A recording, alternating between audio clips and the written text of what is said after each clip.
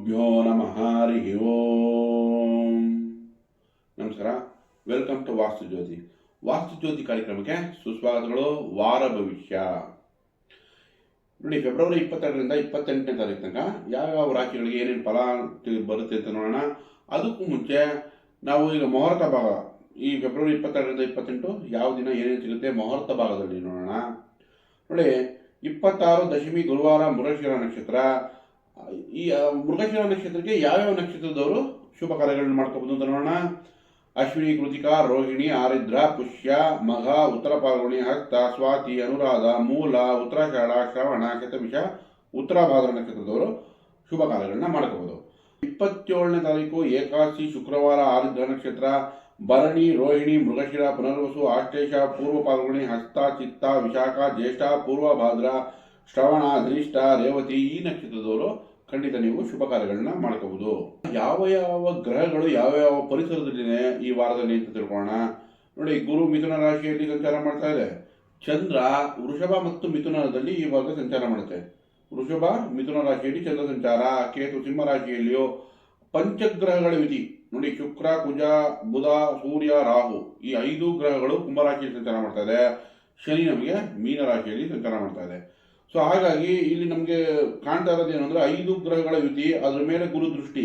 So ಈ ವಾರದಲ್ಲಿ ವಧುವರ ಅನ್ವೇಷಣೆಗೆ ತುಂಬಾ ಚೆನ್ನಾಗಿದೆ. ಮ್ಯಾರೇಜ್ ಮ್ಯಾಚಿಂಗ್ ಆಗ್ಬೋದು, ಹುಡುಗಂಗೆ ಹುಡುಗಿ ಸಿಗೋದು, ಹುಡುಗಿಗೆ ಹುಡುಗರು ಸಿಗೋದು. ಯಾಕಂದ್ರೆ ಗುರು ಕುಜ ಶುಕ್ರನ ಇಬ್ಬರ ಮೇಲೂ ದೃಷ್ಟಿ ಬಿದ್ದಿರೋದ್ರಿಂದ ಗಂಡು ಹೆಣ್ಣು ಸಿಗಕ್ಕೆ ತುಂಬಾ ಒಳ್ಳೆ ಅವಕಾಶ ಇದು. ಈ ವಾರದಲ್ಲಿ ಯಾರು ಪ್ರಯತ್ನ ಪಡ್ತಾರೋ ಅವರಿಗೆ ಅವಕಾಶಗಳು ಹೆಚ್ಚಾಗುತ್ತೆ. ಯಾಕಂದ್ರೆ ಗುರು ದೃಷ್ಟಿ ಈ 2 ಗ್ರಹ ಕುಜ ಮತ್ತೆ ಶುಕ್ರನ ಮೇಲೆ ಬೀಳ್ತಾ ಇರೋದ್ರಿಂದ ಈ ವಾರದಲ್ಲಿ ವಧುವರ ಹೊಂದಾಣಿಕೆಗೆ ಒಳ್ಳೆ ಅವಕಾಶಗಳು ಸಿಗುತ್ತೆ. ಶುಭ ಕಾರ್ಯಗಳಿಗೆ ಅನುಕೂಲ ಆಗುತ್ತೆ. ವಾಹನ ಖರೀದಿ ಮಾಡೋರಿಗೆ, ವ್ಯಾಪಾರಿಗಳಿಗೆ ಅಥವಾ ಹೊಸ ವ್ಯಾಪಾರ ಸ್ಟಾರ್ಟ್ ಮಾಡೋರು ಇದೆಲ್ಲಾನು ಈ ವಾರಗಳಲ್ಲಿ ಪ್ಲಾನ್ ಮಾಡ್ಕೋತಾರೆ. ಅಂದ್ರೆ ನಿಮಗೆ ಮುಹೂರ್ತ ಭಾಗ ಸಿಕ್ಕಾಪಟ್ಟೆ ಚೆನ್ನಾಗಿದೆ ಈ ವಾರದಲ್ಲಿ. ಜಾಸ್ತಿ ಮದುವೆಗಳು, ಜಾಸ್ತಿ ಬಿಸ್ನೆಸ್ ಓಪನಿಂಗ್ಸು, ವ್ಯಾಪಾರಗಳಲ್ಲಿ ಗಳಿಗೆ ಜಾಸ್ತಿ, ಇದೆಲ್ಲ ಈ ವಾರದಲ್ಲಿ ನೀವು ಕಾಣ್ಬೋದು. ಶನಿ ನಂತರ ಮೀನ ರಾಶಿಯಲ್ಲಿ ಸಂಚಾರ ಮಾಡ್ತಾ ಇದೆ. ಇದು ಈಗ ಈ ವಾರದಲ್ಲಿ ಗ್ರಹಗತಿಗಳು ಏನೇನು ಪರಿಸರದಲ್ಲಿದೆ ಅಂತ ತಿಳ್ಕೊಂಡಿದ್ದೀವಿ. ಈಗ ನಮಗೆ ವಾರ ಭವಿಷ್ಯ ಕೋಣ. ಧನುರ್ ರಾಶಿ ನೋಡಿ, ಧನುರ್ ರಾಶಿಯವರಿಗೆ 3ನೇ ಮನೆಯಲ್ಲಿ ಪಂಚಗ್ರಹಗಳ ಯುತಿ. ಇಲ್ಲಿ ನಮಗೆ ವಾಹನ ತಗೊಳಕ್ಕೆ, ಪ್ರಮೋಷನ್ಗೆ, ಹೊಸ ಕೆಲಸ ಸಿಗೋಕ್ಕೆ, ಎಲ್ಲ ರೀತಿಯೂ ಮೇಲಧಿಕಾರಿಯಿಂದ ಮೆಚ್ಚುಗೆಗೆ ಎಲ್ಲ ರೀತಿಯೂ ತುಂಬ ಸಹಾಯಕವಾಗಿದೆ ಗ್ರಹಗತಿಗಳು. ಶುಕ್ರನಿಂದ ಲಾಭ. ಬುಧ, ರಾಹು, ಶುಕ್ರರು 3 ಜನ ಸೇರಿ ನಿಮಗೆ ಮಾತುಕತೆಯಲ್ಲಿ ಜಯ ಕೊಡುತ್ತೆ.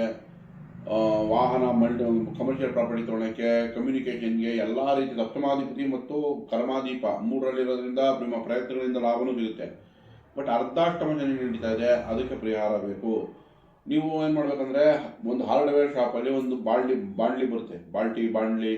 ಈ ಕಬ್ಬಿಣದ ಬಾಂಡ್ಲಿಯನ್ನು ಮನೆ ಕಟ್ಟೋರು ಕಷ್ಟ ಬಿದ್ದು ಮನೆ ಕಟ್ತಾರೆ, ಮರಳೋಗ್ತಾರೆ, ಅಂಥವ್ರಿಗೆ ದಾನ ಕೊಡಿ.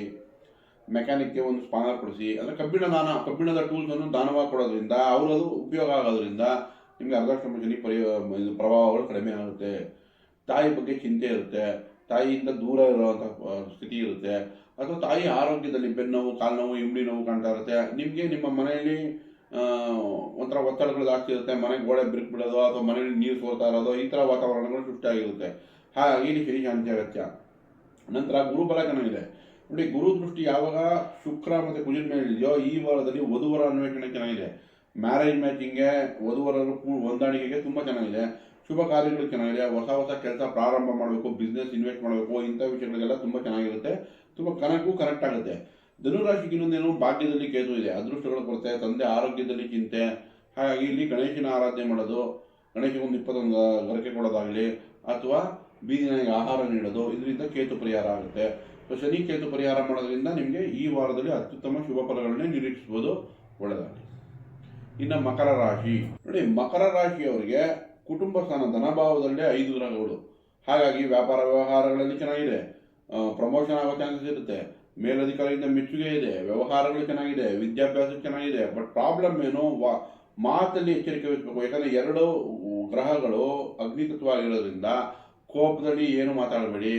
ಅಥವಾ ಹಠ, ಕೋಪ ಇದನ್ನು ಅವಾಯ್ಡ್ ಮಾಡಿದ್ರೆ ನಿಮಗೆ ಆಲ್ಮೋಸ್ಟ್ ಪರಿಹಾರ ಆದಂಗೆ. 3ರಲ್ಲಿ ಶನಿ ಚೆನ್ನಾಗಿದೆ.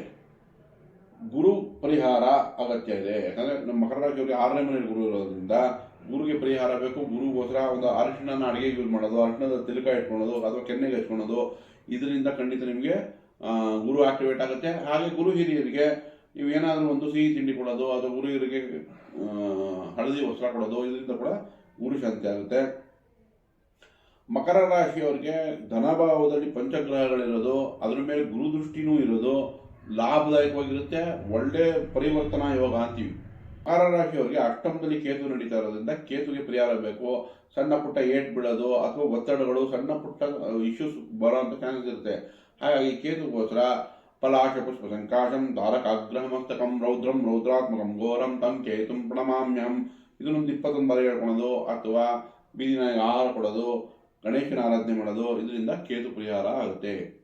ಓವರ್ ಆಲ್ ತಗೊಂಡ್ರೆ ಮಕರ ರಾಶಿಯವರಿಗೆ ಪರ್ಸನಲ್ ಲೈಫಲ್ಲಿ ಎಚ್ಚರಿಕೆ, ಪ್ರೊಫೆಷ್ನಲ್ಲು, ಫೈನಾನ್ಸು, ವಿದ್ಯಾಭ್ಯಾಸ ಇದಕ್ಕೆ ತುಂಬ ಚೆನ್ನಾಗಿದೆ. ಮಕರ ರಾಶಿಯವರಿಗೆ ಒಳ್ಳೆಯದಾಗಿ.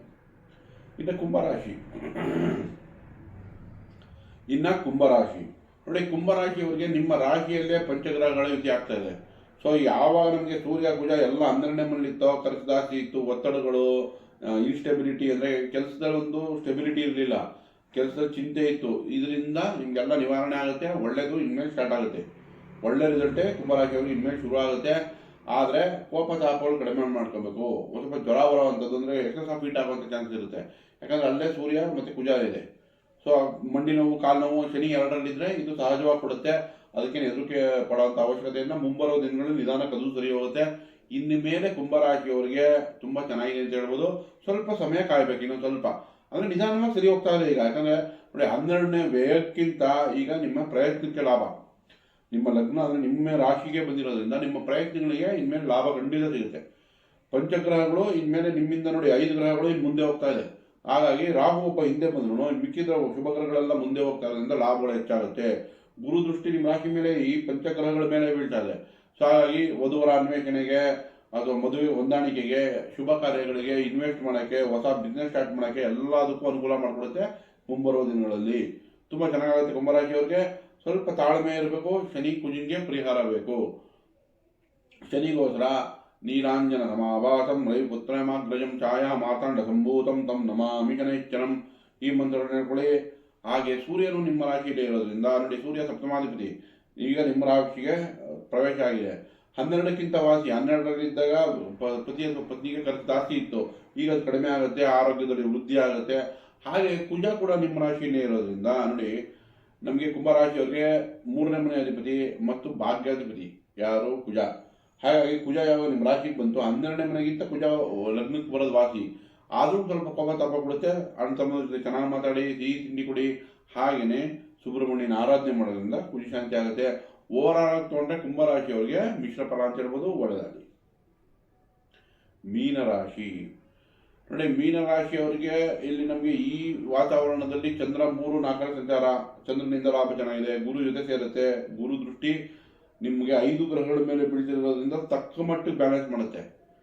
ಕರ್ಮಸ್ಥಾನದ ಮೇಲೆ ಬೀಳ್ತಾ ಇರೋದ್ರಿಂದ ಕೆಲಸ ಕಾರ್ಯಗಳು ಚೆನ್ನಾಗಿದೆ. ಕೆಲಸ ಕಾರ್ಯದಲ್ಲಿ ಪರಿವರ್ತನೆ ಇದೆ, ಇನ್ವೆಸ್ಟ್ಮೆಂಟ್ ಕಾಣಿಸುತ್ತೆ. ಬಟ್ 12ನೇ ಮನೆಯಲ್ಲಿ ಪಂಚಗ್ರಹಗಳು ಇದ್ರ ಖರ್ಚು ಹೆಚ್ಚು ಮಾಡಿಬಿಡುತ್ತೆ. ಶುಕ್ರ ಇದೆ, ನಿಮ್ಮ ಶುಭ ಕಾರ್ಯಗಳಿಗೆ ಖರ್ಚು ತೋರಿಸ್ತಾ ಇದೆ.